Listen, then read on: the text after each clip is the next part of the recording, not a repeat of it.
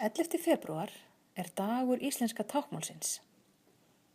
Það spennandi að bera saman menningu heyrnarlausra og heyrandi unglinga. Heyrnarlausir unglingar tala táknmál eins og unglingar gera og þeir sletta.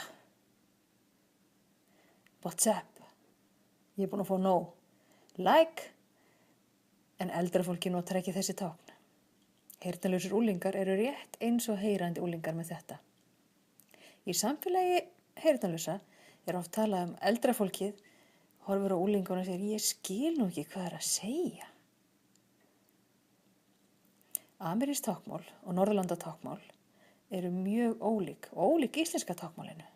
Til dæmis segir maður á amerísku táknmáli Christmas, á íslensku segir maður jól, á finnsku segir maður jólu og sænsku julen.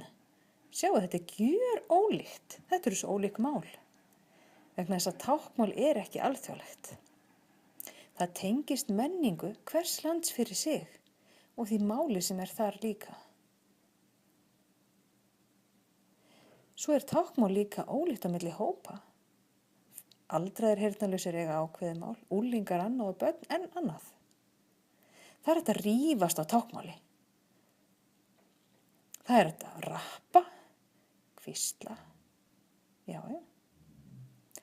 Íslenska táknmálið sjálfstætt mál. Það ekki táknuð íslenska, nei. Uppbygging málsins og orðaröð ekki svo sama á íslensku töluðu máli. Bara rétt eins og íslenska og enska nota ekki sömu orðaröð. Það á það sama við táknmálið. Það hægt að syngja á táknmáli. Þó að textinn sé einhvers texti sem að fólk á ekki auðvelt með að skilja, samt hægt að syngja það. Núna skulum hlusta og horfa á söng. Það lagið hans Ásgeirs Trausta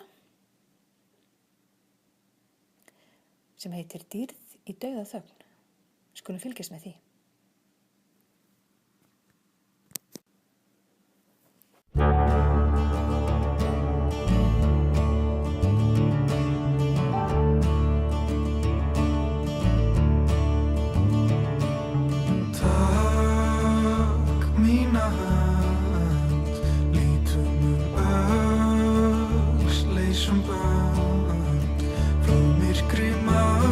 Sem draugar vagg og velta